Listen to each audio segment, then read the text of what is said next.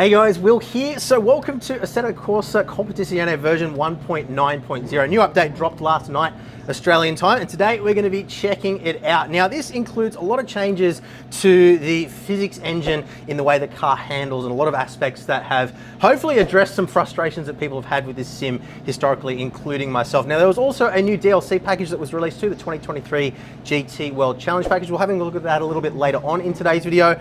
But what I wanted to start off with here is a bit of an analysis on how the game has improved in terms of enjoyment. I'm not a real life GT3 driver, so I don't want to get bogged down in the physics and analyzing what the tires are doing, things like that. What I want to know is the game more fun than it used to be to play, and are you guys going to enjoy it more? So a couple of frustrations that I had historically with this game. Oftentimes, if you did get into a understeer or oversteer situation where the car lost grip, you just had this sense of disconnection or vagueness in the force feedback, and that was across all the different wheelbases that I've tested this game with. So it's something that's inherent, well, was inherent in the force feedback in the game itself. So we're going to see if that's been addressed. Another big complaint that people have had about ACC is the behavior of the car when you're bumping over sausage curbs and how careful you need to be in those scenarios. So we're going to take a deep dive into that today, jump in with the helmet cam. I thought I'd give you guys a bit of a unique perspective, let you guys actually see what I'm seeing, see how I'm reacting and what my hands are actually doing when we're driving the car around the circuit. So we're going to be diving into the McLaren, which is the car that I have the most experience with to begin with here at Imola, a track that really relies on usage of curbs, off-camber braking, a lot of technical stuff in this circuit. So I thought that'd be a good starting point. Then we might jump into some of the other cars a little bit later on, but I can see all the other cars have already left the pits. So let's head out on track now and check out version 1.9.0.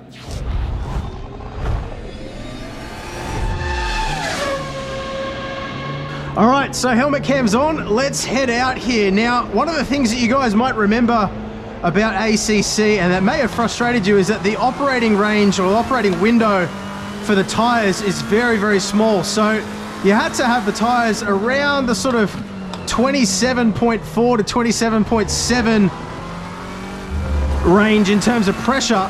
Otherwise, you just have basically no grip at all. So the setup was really, really vital. Well, what they've said with this new update is that the operating range is now between about 26 and 27 on the pressures. So it's going to be interesting to see what effect that has as well. So we've headed out in just a practice session here, 30-minute practice session, just to sort of get a feel for how the car handles. I can see already the back end a little loose there, coming around just at low speed. Started to lose the tail. I didn't get an instant disconnection in the force feedback though. That might just be because that's what I'm expecting. They've put a lot of work into all kinds of aspects of mapping the tires' performance, how the sidewalls actually operate, how the tread pattern works, and even down into how the suspension sort of communicates what's going on as well. So there's a lot of aspects to kind of think about here, but what I can tell you is that immediately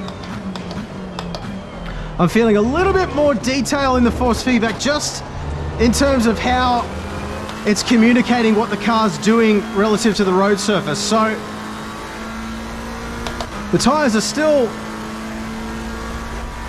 actually no, the tires are actually, see right there, I'm just defaulting back to what I'm used to, needing to get the tires up to that 27 range. But no, the tires are actually already in their operating range. Now what you might be seeing here as well is the rear tires are already getting a little bit warm, or the pressures are getting a little bit high. So it's going to be interesting to see whether the setups that are pre-baked, I'm running just the standard aggressive preset here, whether that is still good or whether the setups need a lot of work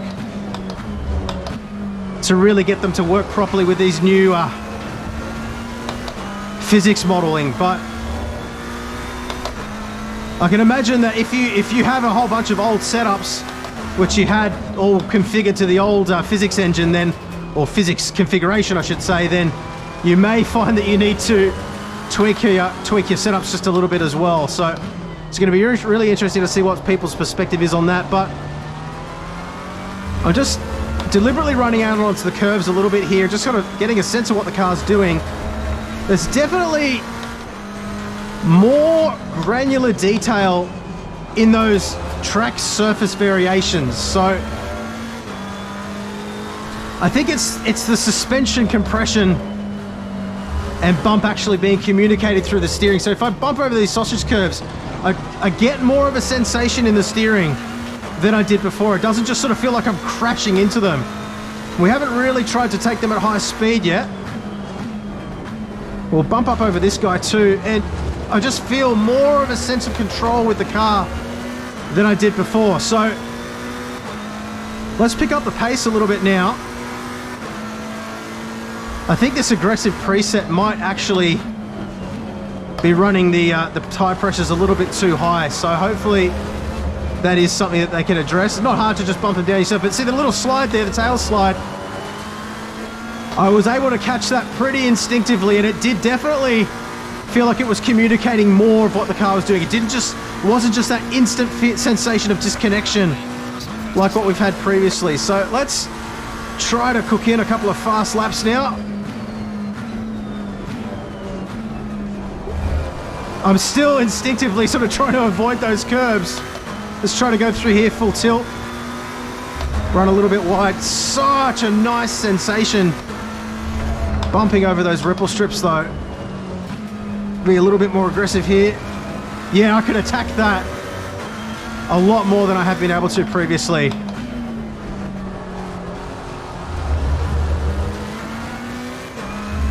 This is good.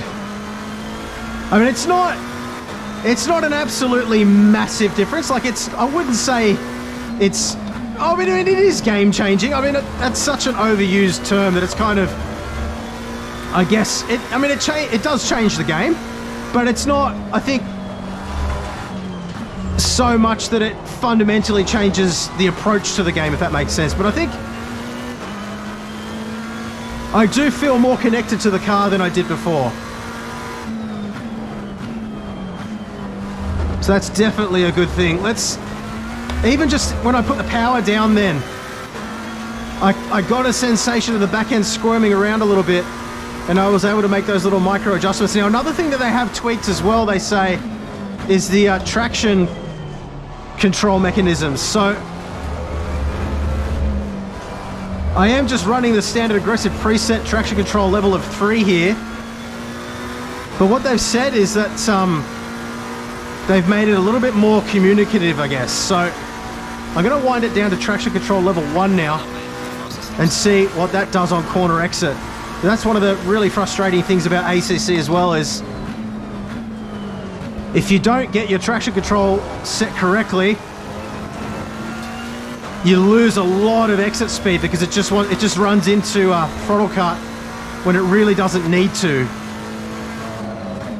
And it does make the game a little bit more approachable for beginners maybe, but yeah, see, I was able to sort of just drift the car around that bend then. Turn it a little late, get a little bit of understeer going as well, a bit of push understeer. Yeah, it definitely feels not massively different, but significantly different to me. I'm just going to wind that traction control back up to level 2.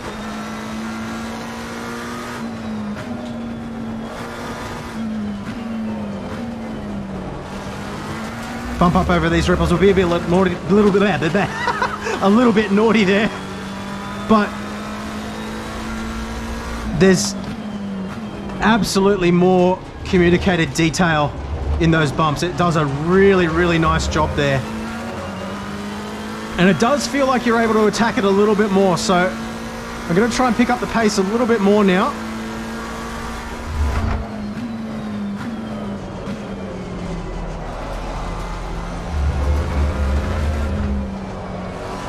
Yeah, definitely able to catch that slide, but I'm going to come back into the pits and just lower my pressures a little bit, because I feel like you can see there the tire pressures at the moment are running higher than they want to be, considering this new operation window of 26 to 27 on the pressures. You can see I'm already at the mid 27s on the rears. So let's make that adjustment and we'll come back. A lot more confidence running the car up to the end of the ripple strip than I had before, because I can feel it. The sensations there that gives you that extra confidence. Brake at the 200. Be a little bit more aggressive, just kiss those sausage curves. Short shift there just to make sure we don't lose the back end. And we'll brake about the 80 mark. Light trail braking, get it rotated, throttle back on just to balance the back of the car.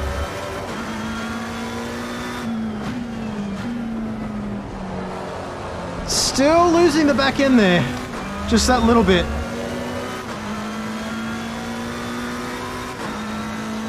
But yeah, I think to summarize the overall experience, I do, you know, without trying to unpack it in more detail than I really understand.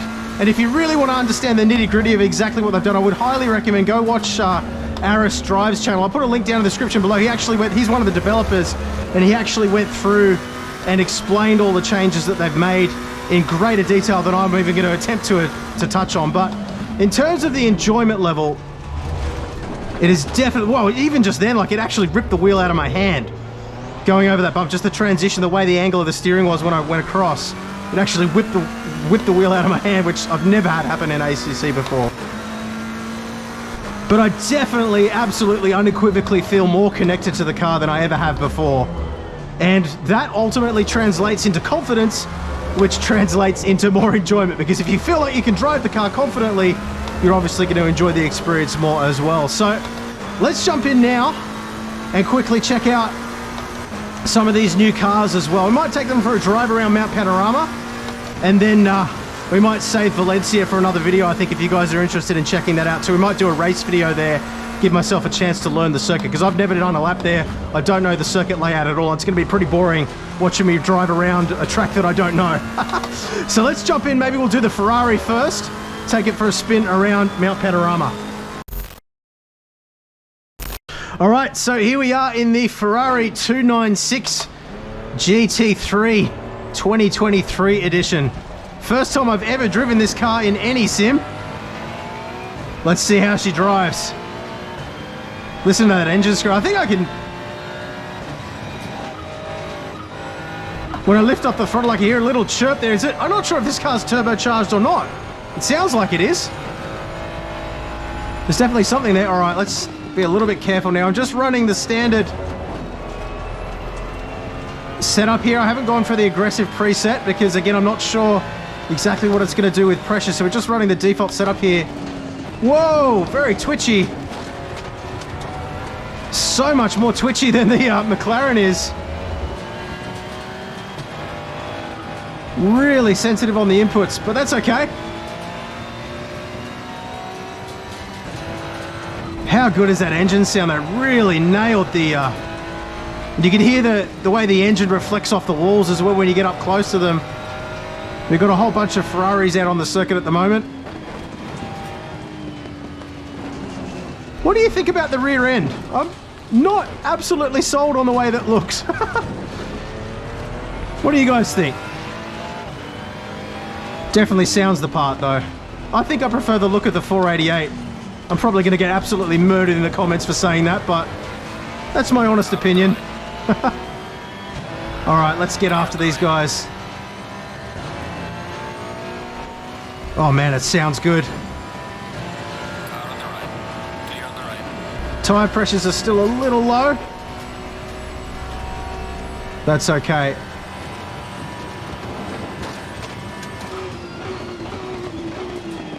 Oh, how good does it sound on the downshifts? And again, we're really able to attack those curbs. Run it up on the outside.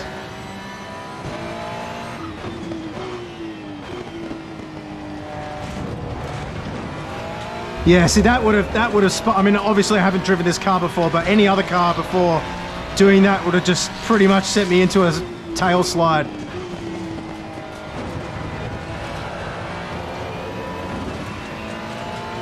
I love the sound stage in ACC. They really have just nailed. And sound is such an important thing too. I wish they had a little bit more wind noise. I've been playing a bit of BeamNG recently again, and they've done a really nice job there of giving that wind speed inside the cabin, which gives you more of a sensation of speed. But the way you hear the engine screaming off the walls, whoop, a little wide. Absolutely beautiful. So I'm definitely going to have to spend a bit more time with this car get to know it a little bit better, but I can definitely see myself doing some laps here. Let's check out the new Porsche now. All right, Porsche 992 GT3. Oh, listen to that engine scream. Oh, it sounds so good. Scream, baby, scream. I mean, I don't know what they sound like inside the cabin in real life, but I can tell you that sounds absolutely beautiful. Love it. Whoa, where you going, buddy?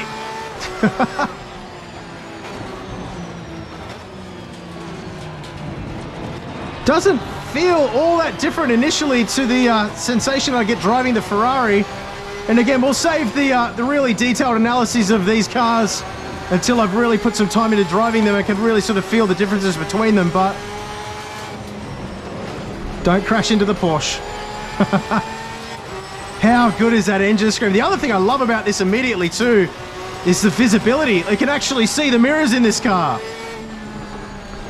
The Ferrari was a little bit of a struggle in that regard. I didn't mention it when we were driving, but with the big nets and everything, you really couldn't see the mirrors at all, at least in the seating position that I need for this particular rig. Obviously, you guys at home can probably have a little bit more adjustment in your FOV without ruining the immersion, whereas this has to be very particular. All right, let's blast past him. See you later. See you on the right. Where do we top out? Down Conrod Straight here. Oh man, that sounds good though.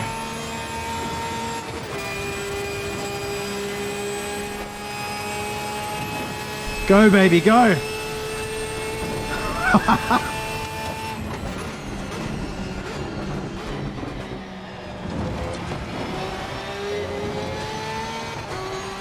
Oh, that feels so much better.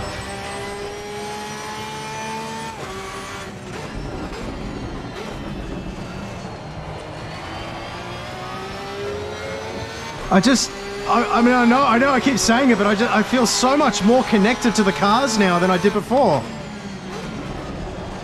A little bit of understeer there, but able to control it. All right. I just want to come down the mountain once more. I'm having too much fun here. And then we'll quickly jump into the Lambo as well.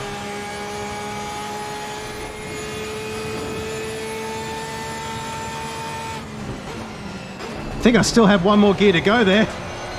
Run it out wide.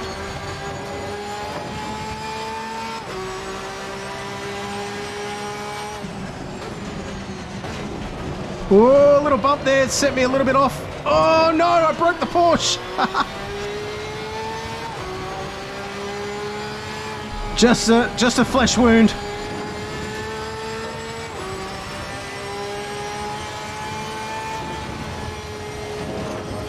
Even just the way the car rotates on liftoff, you can really play with the balance of the car but feel confident. That's the difference. I feel confident. I don't feel like I've got to spend an hour grinding to get a sensation. That's one of the things that I love about Automobilista 2 is that you can jump in it and just enjoy it straight away. You don't have this massive learning curve to at least get to the point where you feel like you're in control and you can enjoy what you're doing. This, now, I don't feel like I've got to spend hours and hours and hours before I can have fun with a car, which I think is what it's all about. Let's just see where we top out speed-wise down the straight here, and then we'll jump in the Lambo and check that out too. Just shy of 280 kilometers an hour there. Woo! Not going to be the fastest lap ever with that mistake, but boy was it a lot of fun.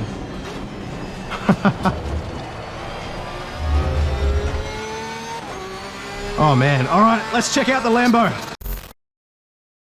All right, GT3 Evo 2. Let's see, I've always struggled with the Lambos in ACC. Never felt quite as connected in those as I have in other cars, so this is going to be really interesting. Engine doesn't sound all that much different from the previous Evolution, which you would expect. Car on the left. I love that scream on downshift though. I was lucky enough to actually drive a, not a GT3, but a Hurricane. I had one for a couple of days just over a year ago now. I posted a couple of photos on Instagram at the time. Such a wild car. Everywhere I went, everybody asked me what crypto I did. It was wild. It feels a little bit more vague in the force feedback, this car, compared to the Ferrari and the Porsche. It could just be the geometry of the car, but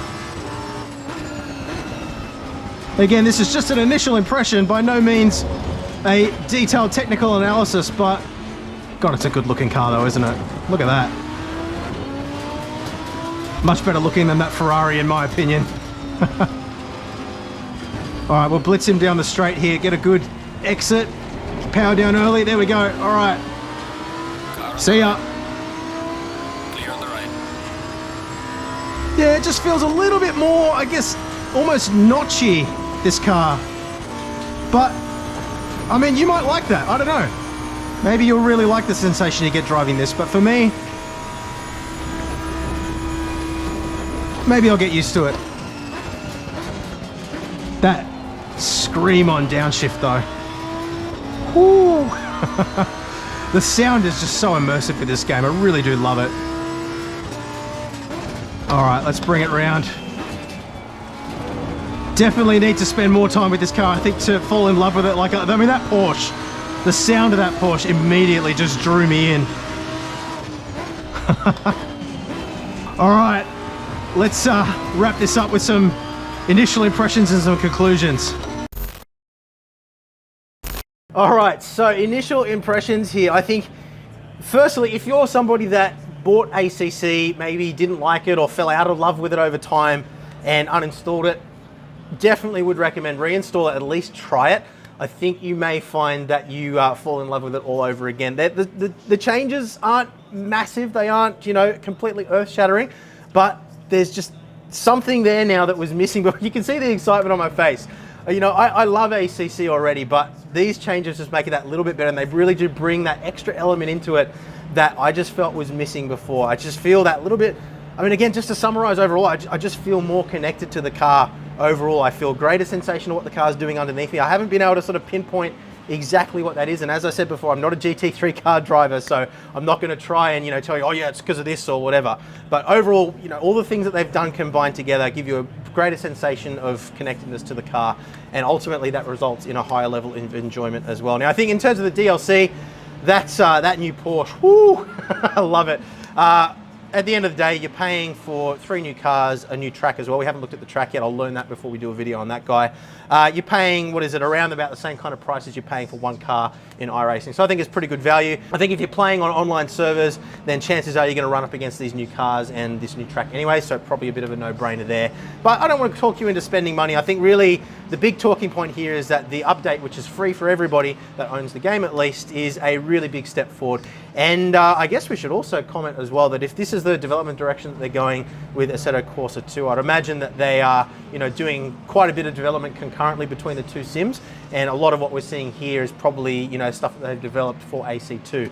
So that gives me a lot of hope as well. If AC2 is anywhere near as good as this is, but gives you the variety of car and the ability to modify like we have with AC as well, not sure what that's going to entail just yet, but yeah, it definitely makes me very excited for Assetto Corsa 2 next year as well. So I really hope you've enjoyed the video. If you have, please do leave a thumbs up, and I will see you again very soon. I'm definitely going to hit up that Porsche for some races, I think. Absolutely love it. See you guys.